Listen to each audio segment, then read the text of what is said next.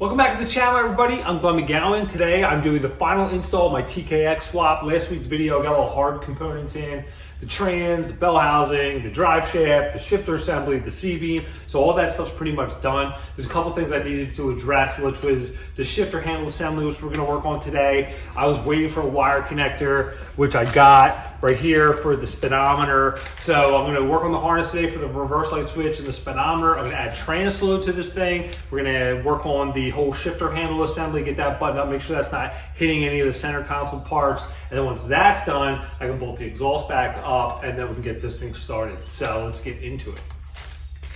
This week's video is brought to you by LCOBMW.com. Shop our site for Corvette performance parts, merchandise, and much more. See the link in the description or visit LCOBMW.com. I have the shifter mocked up in the car here, as you can see, and I use this plate here from the C2 that kind of angles this back a little bit. Now, as you can see, it's not centered in here at all, and I could actually make something off of this shifter to bring this back if I want to, but for right now, the main thing is clearance on this piece of the center console here. So it's pretty tight there, but the problem is with the boot out like this, there's that metal piece there, which I'm thinking about notching that and then notching just a little bit of that out there, because I mean it's barely touching at all there. So I'm gonna just kind of clean that up a little bit, just notch that, take that out of the boot there, and then install it for now. And then if I wanted to down the road, I can make something and bring the handle back a little bit here, just so it's a little bit more centered. Also, just to give you an idea, if you went with the straight up and down shifter that comes with it standard, you would see that all this would have to get cut out, even the center console here. Like, you couldn't run the center console, or you'd have to cut all the bottom of these cup holders out here like that, and then just keep that covered, because it would come and sit up into the tunnel here like that and hit all this here. So you literally would have to gut all that and just keep this flat plate on here. So I cut the little section out here in the front, and now I'm just going to kind of grind this down just a little bit.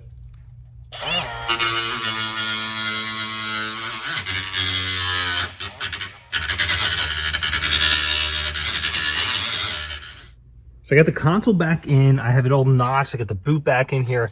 I just want to kind of show you where it sits. Now, I think that is actually in like 4th gear right there, and then this is neutral. So it doesn't sit too far forward where it doesn't look that bad, and then 1st gear is over there like that. So with the boot off, it looks like it's sitting really far forward, but with the boot on it, it doesn't look that bad at all. So I might just leave that for the time being instead of making you know, a whole other shifter bracket. If that works out well, I think that'll be good to go for me. Getting my wire connectors ready here. This is the speed sensor one. I just put 2 connectors on here, some heat shrink, and then this is a reverse light switch here. Same thing there. Some heat shrink on there. So I'm gonna go underneath and hook these up. We'll start with the reverse light ones here.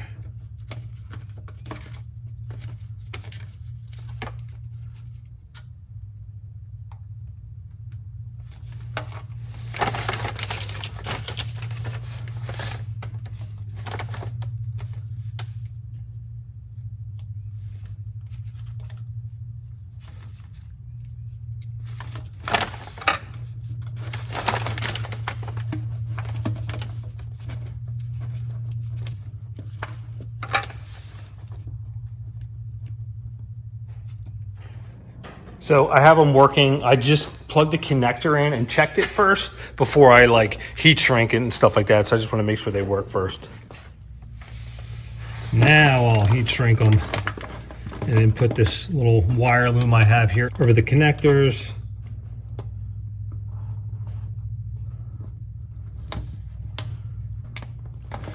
All right, slide this down over this.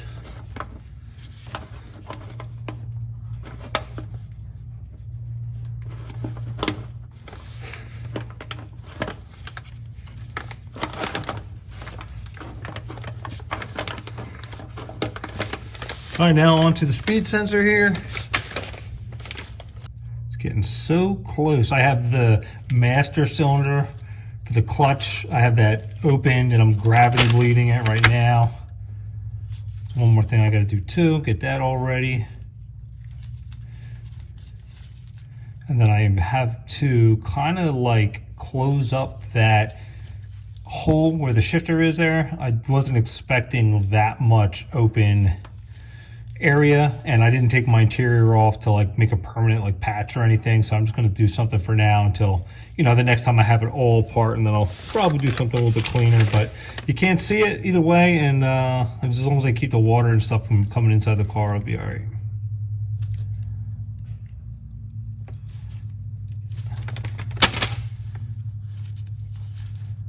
All right.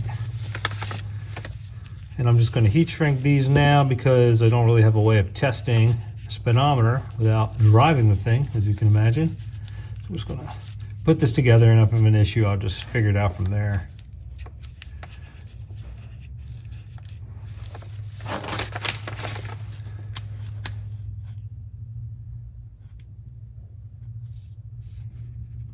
All right.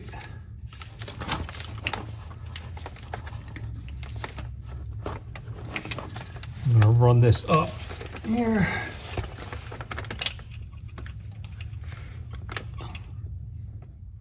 So I have this all kind of zip tied up here to the trans there. There's the reverse light sensors, the zip tie there. And then what I did was I ran it up over the trans for the speed sensor there.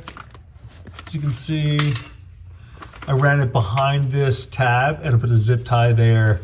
And then it's kind of up and goes straight down here. This is that extra neutral safety switch. Like if your car doesn't have one on the pedal or whatever, like you can wire this to be the neutral safety switch too, but I'm not using it, so I got it tied up there. So it's nice and clean and out of the way.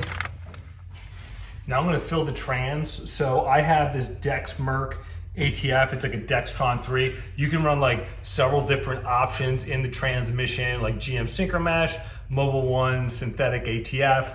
I'm going to just run this in here now for the break-ins, like 500 miles, which is the equivalent of me driving the car for like 5 years or something like that. But I'm gonna run for another couple of months or so, put some miles in the car, and then drain it. And I'll probably put some like synthetic Mobil 1 or something like that in it. But for the time being, 2.7 quarts or until it starts pouring out of the fill hole. So I'm gonna fill this using my little pump here. I gotta transfer it all into like a quart just because of the thread of this or whatever, so I can't really get it out of here without making too big of a mess. So I'm just gonna transfer this into here, pump 2.7 of these into it, and that should do the trick.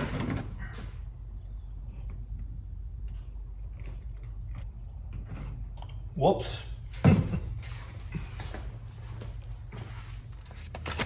So here's the fill plug on the side of the trans, if you're not familiar, and it's just a 3/8 head on it, so you could use like a 3/8 extension on here. That. And then that's the drain plug. Now I'm going to put my little fill hose up in here.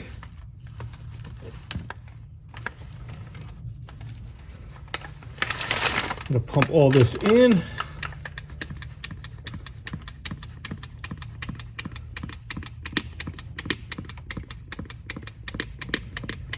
Looks like I'll be here for a little bit.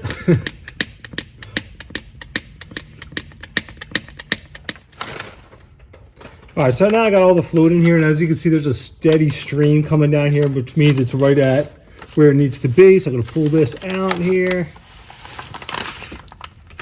And then I'm gonna put my plug back in.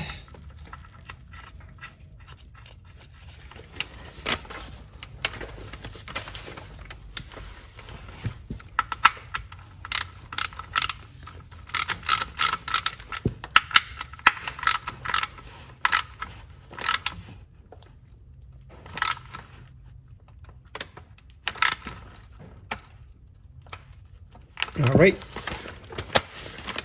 clean it up.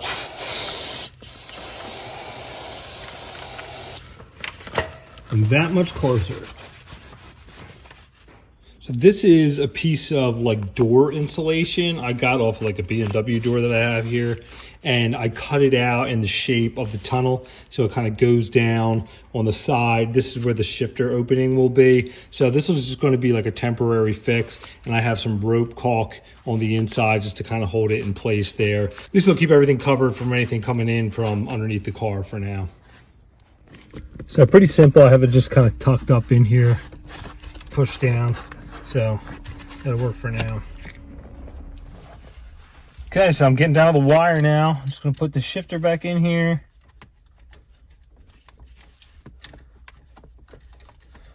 Although I'm not 100% crazy about it, I think it'll just do the job for now.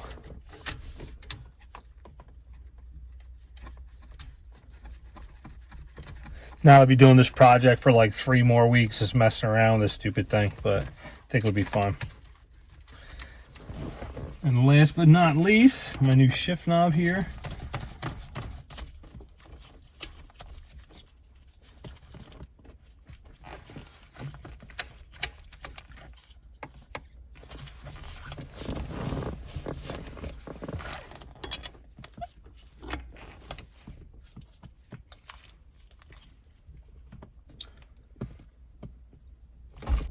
All right.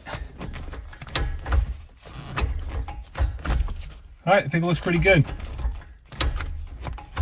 Feels like super tight, man. This shifter is just like super short throw. So it's finally time to hang the exhaust back on the car, but I'm going to try to get some of this overspray off that's been on here since I painted the car, if it comes off. So I got the car back together, I got the exhaust on. I've been bleeding this slave cylinder for the last like half hour or so, and there's no air in the system at all, but it's not actually activating the clutch. I'm trying to figure out what it is, and I bled it and I took it apart and looked at it and stuff like that. Then back in my head I'm thinking, I bet it's the freaking ZF6 master cylinder. Since they're like different, like push style and pull style clutches, I bet that's the issue here, because there's just no way it can be anything else. There's no air in the hydraulics at all. So I ordered a new master cylinder, like the original 4+3 master cylinder. Should be here in like a day or two, and then I'll put that in, and then I also got to take the hose, the ZF6 hose, and go have a different end put on that. So, you know, I'm just kind of pushed back a little bit. I really wanted to take this thing out now. Like I said, I got the battery in it, I started it, and I was checking it, messing around with it, but I just can't get any solution there. So I ordered that master cylinder. So I'm just gonna wait for that to get in, and then I'll swap all that stuff over.